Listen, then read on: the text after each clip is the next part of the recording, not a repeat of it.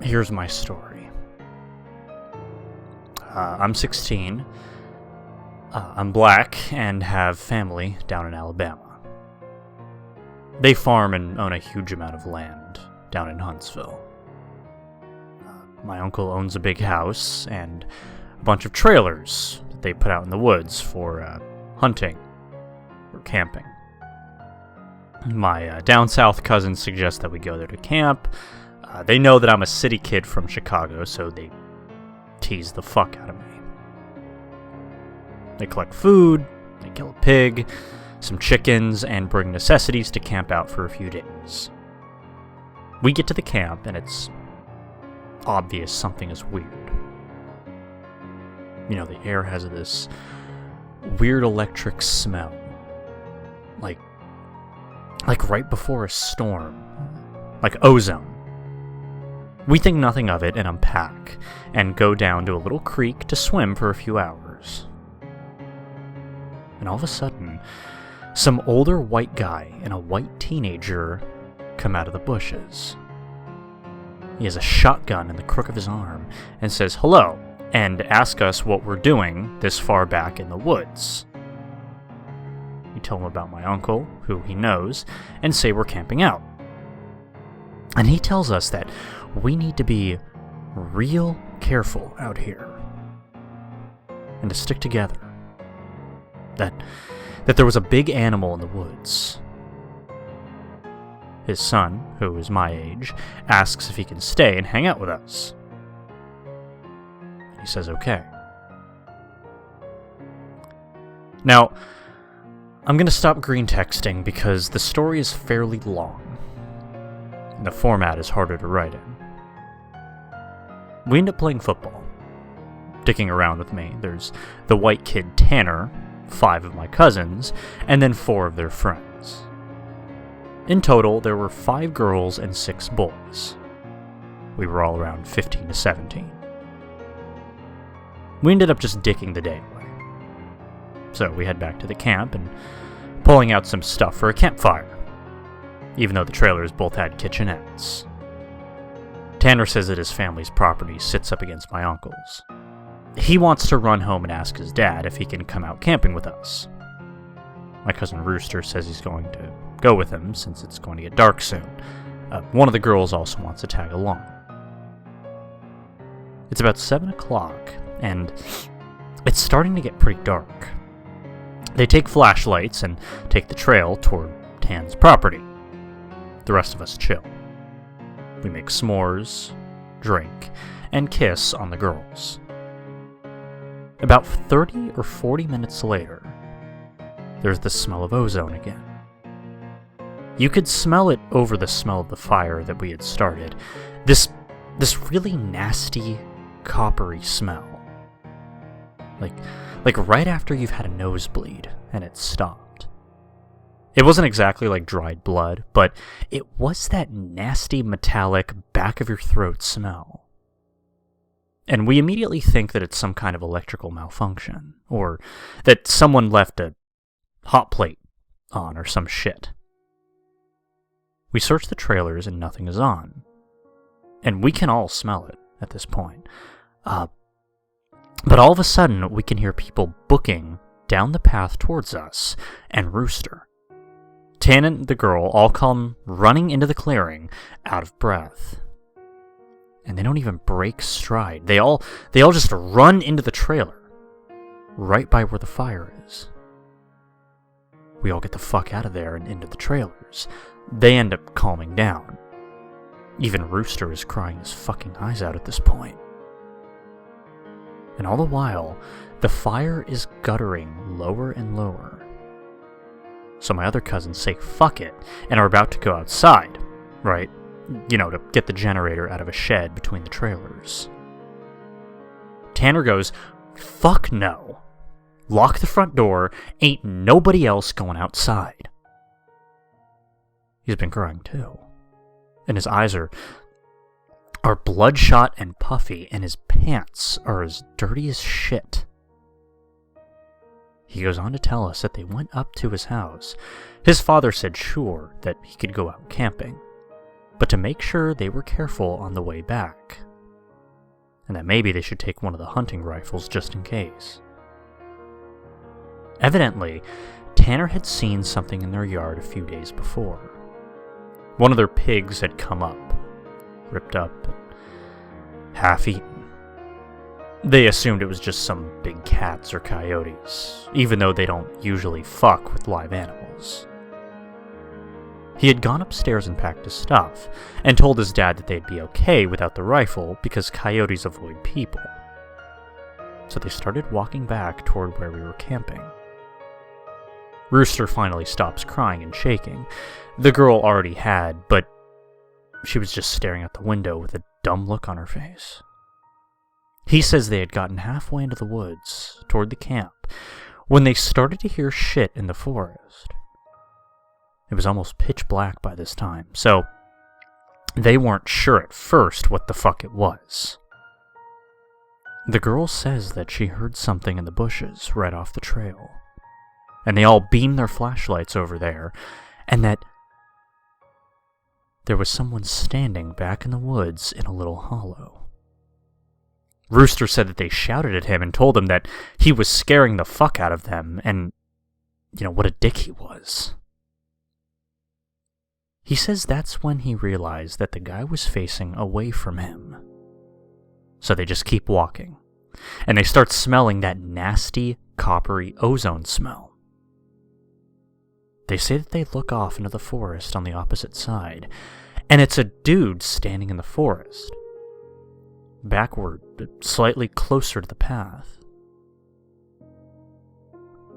So now they start power walking, and Tan keeps going. I should have taken the fucking rifle. And as they're telling the story, the smell is still super strong even inside the cabin. They say that after they started walking faster, a kind of low gibbering had started coming from both sides of the road. And as they started booking it back to the trailer, the girl said that she had flashed her flashlight out into the woods to the side of them and had seen something jerking itself through the woods. The gibbering just got louder and louder, and when they could see the light from our campfire, something had come out of the woods about 40 yards behind them onto the track. And at that point, they had just flat out ran as hard as they could to the trailer. So we're out in the fucking woods, and we're assuming at this point it's some rednecks or some shit trying to fuck with us. But all of a sudden, my other cousin, Junior, starts going on about how he went to school with a native kid that was telling him about the Goatman, or some shit. We promptly tell him to shut the fuck up, because we don't need any spooky talk right now. But he just keeps going on and on about how it's this fucking Goatman, and how we're in his woods, and blah blah blah. Now, at this time, I had never heard of this Goatman or any of that. But then a couple years ago, the year before I graduated from college, I had a gnome for a roommate, and I ended up asking him about it.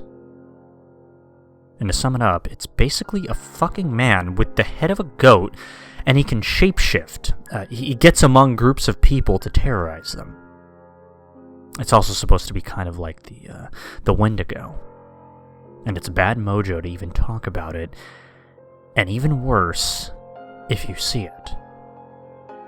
Keep in mind, I didn't know this back when I was 16. So my cousin is going, the Goatman's going to get in and fucking get us. The girls are all terrified, and my cousins and I are fucking trying to figure out if it's just some hillbillies or if it's some animal. So all of a sudden, the smell just goes away, too. Like, to this day, I haven't even experienced anything like it. Like, usually smells fade away or lessen. It literally was there 1 second, and then not the next. It's after an hour, making it around 9 or 10. We've stopped shitting bricks enough to go back outside and stoke the fire again. We figure it was just some assholes trying to fuck with us, so we don't go back home. Because we think if we do, they'll chase us through the woods or some crazy shit. Well, nothing else weird happens that night. And we stay another night. And for the main part of the night, nothing happens. At about 1 in the morning, we're outside, getting drunk, telling ghost stories. As someone is finishing some too spooky story, I don't remember what about, the smell comes back. It's so fucking strong that one of the girls literally starts vomiting. I stand up, and you can actually feel how clammy the air is. I say we should get inside, and that this isn't right. We should have just fucking left. We all go back inside, and we're all standing around. My cousin just keeps going on about how it's this Goatman, and that my cousin Rooster tries to shut him the fuck up, and all the while, I'm just feeling that something is wrong. But I can't figure out what the fuck it is. We end up sitting in there for a while. The smell is just as strong, and we're terrified and all huddled in this camper. We end up cooking brats for everybody because nobody wants to go outside. It's one of those packs with 4 brats. We have a total of 3 packs. I grill them up on the stove and give everybody a hot dog. I get mine. After a while, one of my cousins gets up and goes over to the pot to get another one. He starts grumbling about how I get 2 brats and everybody else only got 1. And I look at him like he's fucking stupid. I tell him that everybody only got 1 because there were only 12 brats. If he wants some more, he should open up a new pack and cook some more. That's when the girl that had been out with Rooster and Tan just starts screaming, "Oh, Jesus! Oh, Lord, get it out!" She's crying and shivering, and then it dawns on the cousin standing up what the fuck is wrong. Me and him both glance around the room, and then I feel my heart fucking sink. I run the fuck out of the cabin, and the girl runs out with us. The trailer door is banging against the side of the trailer as everybody books out of the cabin. One of my cousin's friends asks us what the fuck was wrong, and I start counting us. There's only 11 now. I shit you not, my cousin verified. There had been 12 people in the cabin. But being that everybody didn't really know each other well, nobody had really noticed the whole fucking time that there was an extra person. And then I realized earlier that I had kind of noticed something was off. You know how when you're just dicking around having a good time that you don't sweat the smallest shit? And you don't always keep track of certain stuff? I'm dead sure that someone else had been in the trailer with us. And that they had been there for at least a fucking day, eating with us. What makes it worse is I could figure out which one. Because I don't think anyone ever actually interacted with the other person and or the Goatman. The girl kept praying to Jesus, and we're all sitting outside.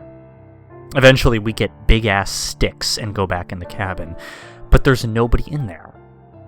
We count again, and there's 11 people. We go back into the trailer and lock the door. We explain what the fuck happened. And the girl says that she's realized it too. And that when he was about to say something, the person sitting next to her grabbed her leg hard and leaned over toward her and said something that she couldn't understand. So, we're pretty much scared as fuck as we huddle together. And I fall asleep. When I wake up, the sun is just coming up, and half the people are asleep, and the other half are packing our shit up. We all want to walk back home. But like 4 people want to stay until the sun is all the way up. And some people think that we're just fucking around and still want to stay at the trailers. I just want to get the fuck out of the woods. The girl's name was Kira. The one that the Goatman had touched. Anyway, I asked her if she really thinks it was something bad, and she says she just wants to go home and that she doesn't want to be out in the woods alone for another night. We decide to split up.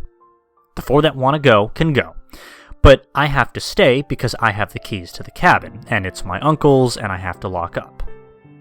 I'm super pissed at this point, because I feel like people aren't taking this shit seriously, and I definitely didn't want to be out in the woods for another night. I spend the rest of the day trying to convince the rest of the people, now 4 girls and 4 guys, to get the fuck out of Dodge. Tanner leaves with them to go get a rifle, and he says that he's going to be back. So there's just 7 of us left by 4 p.m. At around 5 p.m., he hasn't made it back yet. And we're extremely fucking antsy. The only reason I stopped begging them to go back was because he went to get a gun. It's about 5:30 p.m. or so, when the one cousin that did stay says that the girl Kira is outside. We all look outside, and sure enough, she's standing by the fire pit, with her back to the cabin. I'm thinking to myself, if she was so fucking scared, why the hell would she come back? And then I get this nasty feeling in my gut. Keep in mind, the whole time the coppery smell has been gone. Now I realize I can smell just a twinge of it. I say this to the rest of them and everybody. And these are the people that wanted to stay in the fucking woods after we had the goddamn Goatman in our midst. Is laughing at me and asking if I set this up to scare them. I'm looking at them like I'm not fucking bullshitting you at all right now. I ask them why the fuck would I play like that? So one of the girls goes outside to get Kira. She gets halfway to her and stops cold. Kira starts heaving. I don't know how the fuck else to describe it. Sort of like if someone with their back turned was laughing without actually making any sound. It was this fact that made me realize that there was not a fucking sound in the whole woods. It was dead silent. This was like later in September, so it was still fairly hot at the time, but it was super chilly some days too. And you could usually hear big-ass geese honking or some kind of birds or squirrels chit-chatting. I step out the door and tell her to come back in the fucking trailer right now. She backs up into the trailer and we lock the fucking door. We pull down all the shades except one and put a guy there in a chair to watch her. She stands there for another 20 minutes or so. The guy turns to say that she's still there, and there's a huge fucking bang on the door. We all jump the fuck up and scramble around the living room out of the trailer. The bang is super fucking loud. So now my cousin is holding one of the girls, and the other 2 are kind of giggling with nervous laughter, and me and the other 2 guys are shitting bricks. Then we hear Tan. He's screaming. Let me the fuck in. Stop fucking playing. We go over to the door and open it, and he stumbles in with a rifle. There's nobody else outside. Evidently, he had waded up to the campsite. Nothing weird happened in the forest, but he had seen a girl. Mind you, he said it was not Kira standing there. When he had gotten to the edge of the clearing, she had turned toward him with this slack-jawed look and just stared him down, slowly tracking him as he walked around the outside of the clearing towards the camp. He said it wasn't till he was almost halfway to the trailer that he had realized that she was getting closer to him. She had started off by the fire, and without him even seeing her move, she had began to turn, inching closer. He said he just ran the rest of the way back to the cabin, thinking it would open. And when he got to the door, it was locked. He turned, and it was about half the distance to the door. He looks around the room and then gets super pale. He pulls me to the side and whispers in my ear, "You know there are only 7 of us in here, right?" I get that feeling where your stomach drops to your nuts. It had been back inside the trailer while we were sorting out who was going where. And then when we all went outside to talk earlier in the day, it had just slipped right back in. We looked out the window and there's nobody out there. So we recount everyone. And then basically I go over and ask everyone how many people were here earlier. Everybody says 8. I say, "Well, how many are here now?" They all do the count and then realize that there are only 7 people in the cabin. So Tan had brought back a couple of boxes of ammo and his rifle. And he had told his dad that there was some kind of animal in the forest because he didn't think his dad would believe him if he said it was the Goatman. He says that his cousin is supposed to be coming down in a few hours, and that in the morning we can all go back to his place and his cousin will drive us home. Now I'm really fucking terrified. But I at least feel better because we can be American and shoot the fuck out of whatever it is if it comes back. But then my cousin gets into this huge argument with one of the girls because she thinks that I'm trying to be funny and prank them, and that she's getting really scared and that I'm not funny. He keeps telling her that I'm not that kind of person, and she says, "Well, how do we know the girl wasn't just Tanner in a wig? Or if it's really the Goatman, how do we know that this is the real Tanner and the Goatman? That they just didn't kill Tanner in the woods and take his gun?" So we fucking get into a huge argument about this, where me and Tan are like, we could seriously be in danger because at the very least, someone has been sneaking themselves into our fucking trailer without us knowing and mingling with us. And at worst, something bad is in the forest fucking with us. One of the girls is crying and saying that she wants to go right now, and that we're trying to tell her we shouldn't because none of us are walking through the woods in the middle of the night. At this point, the sun is starting to go down, and it's getting a little cloudy out. We eat something and turn on the radio for a while, but we can't really get a station out there with anything decent. So we turn it off at about the time that Tan's cousin shows up. He's like 19, I think. And at this point, the sun is just barely over the horizon, and he has one of those heavy-duty lantern flashlights and another rifle.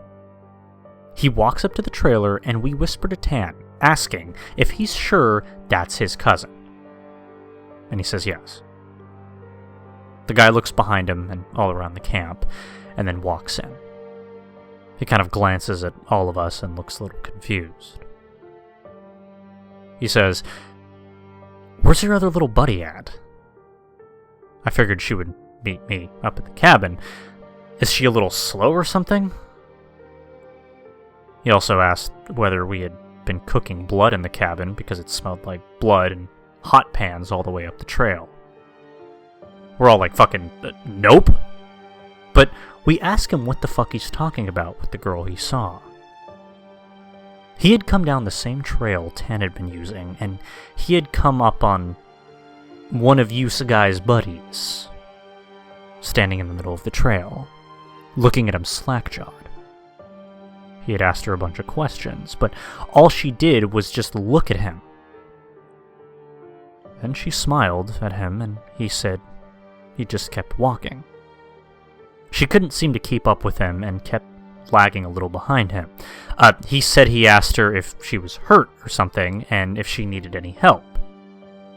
But she had continued to stare. Eventually, he had been walking and turned around a bend in the trail, but when he turned around and went back to see if she was okay, the trail was empty. He'd assumed she had taken some shortcut through the woods to our trailer. We tell him the whole story of what's been going on. I half expected him to say that we were just full of shit, but he just listened and then sat down on the couches in the living room. Tanner's cousin gets back to the girl. He says when she had kept trying to lag behind him, it had kind of weirded him in the fuck out. So he tried to keep her in front of him. But no matter how slow he walked, she was always lagging a little behind. And that he smelled this nasty smell. And that it got stronger as he got to the camp. Eventually it got really strong. She had said something really low that he didn't catch, and when he had turned around, she had been right the fuck up on him, and he stepped back from her. It was at this point he asked her if she was okay, and if she wasn't, him to carry her back the rest of the way, and that she just kept staring. He said that he reached out for her, as in to grab her on the shoulder, but he must have misjudged the distance, because she was off to the side of where he had put his hand. Like she had moved while he was looking dead at her. So at this point, we know this shit's real. Unless Tan is playing a joke, which we can tell he's not, because he's almost pissing his pants. They load up their rifles, we eat some more, and we just kind of sit around until about 11. To this fucking day, every time I think about this, I really pray to God that it's some huge prank that my cousins played on me and just never revealed so that I would shit for the rest of my life. At round 11, the stink of copper turns into an actual nasty, gross blood-like smell. Like cooking blood and singed hair. Tan and his cousin Reese get the fuck up instantly and grab the rifles. There's like a half knocking, half clawing at the door. And I shit you not, there's this voice. And it sounds like when you see those YouTube cats and dogs where owners teach them how to talk. It says in this halting, weirdly toned voice, "Let me the fuck in. Stop fucking playing." Made my fucking nuts creep up against my body, and one of the girls just starts crying and calling on Jesus. It was so fucking obviously not a person talking. It didn't have the right cadence. And that's some shit that I never realized until that moment. But all people have a certain cadence when they talk, no matter what language. All people have a certain kind of a rhythm, to talking. This shit didn't have any kind of cadence or rhythm. One of those YouTube cats, that's what the fuck it sounded like outside the door. So now I'm in full-on terror mode. We keep yelling outside, "Who is it? Stop fucking around, man!" And it just keeps saying, "In," or "Let me the fuck in," for almost 15 minutes. It sounded like this, almost, I'll link it here, but just not funny. Sorry for being on a tangent, but if you can't imagine how this shit sounded, then you can't imagine how fucked up the whole situation was. So then the smell goes away for a while, and for the next hour or so, you can hear someone basically creeping around in the woods and shit. Every couple of minutes, it'll come back into the door and say something. And finally, when the smell fades away, it's around 2 in the morning. Reese says, "Man, fuck this," and opens the door and walks outside with his rifle. He fires a shot into the air and says something to the effect of, "In the name of Jesus Christ, go away." He fires 2 more times. And then from the woods right up against the river across from the trailer, it sounds like something is slowly gibbering and hooting. Then it starts screaming, and it sounds almost like a woman and a cat in a bag screaming together. Like, I seriously have never heard any shit like that. And you can hear the brush over that way start to shake. Reese fires over into the tree line, and then starts backing into the house. We lock the door, and we can hear this shit keening and screaming. Reese says something had come out of the bushes, super low to the ground and crawling toward the cabin. He had shot at it. And pretty much that was how the rest of the night went. It was literally screaming constantly for the next 2 hours, and we could hear shit moving out into the tree line. But it never came back up to the cabin until everyone had finally fallen asleep. Tan had been sitting in the chair watching the door with his rifle. Nobody else heard or saw this, and he told me 2 days later, after the whole thing was over. He said that he had been nodding off after the screaming, and the noises finally stopped, and he had been almost asleep when he saw someone come out of the bathroom and then lay down in the middle of the floor and go to sleep. He just assumed it was one of us, and he had nodded off. Then he said he kind of realized something was wrong, and while pretending to be asleep, he counted us. There were 9 people in the cabin. He basically didn't want to try and shoot at the fucking thing in the cabin and have it kill us all right then and there, or have Reese wake up and start shooting and then we kill ourselves. So we just stayed awake at night, pretending to be asleep. He said sometimes that it would stand up and kind of do this weird jittery thing, or heave like it was laughing. But then it would lay back down. The story closes pretty weak, because from my perspective, nothing happened. We woke up and I noticed that Tan was a little jittery and that he was avoiding looking at all of us. But we ate some breakfast, packed up, and started walking to his house. He stayed last in the cabin and said he'd lock up and bring my uncle's keys to just start walking and that he'd catch up, which I didn't really want to fucking do. We got a little bit up the path, and when he came running up, basically we just jogged back to his house. His cousin took us home. There was a window in the bathroom. Tan had gone back to lock up and looked in there. We were too stupid to lock a screenless window. The window was fucking up when he went in there. I'm guessing it had been doing that all along, waiting for us to fall asleep or slip up and then get in among us. It walked with us all the goddamn way back to his house. And then he said it lagged to the back of the group and looked him dead in the eyes before walking into the woods.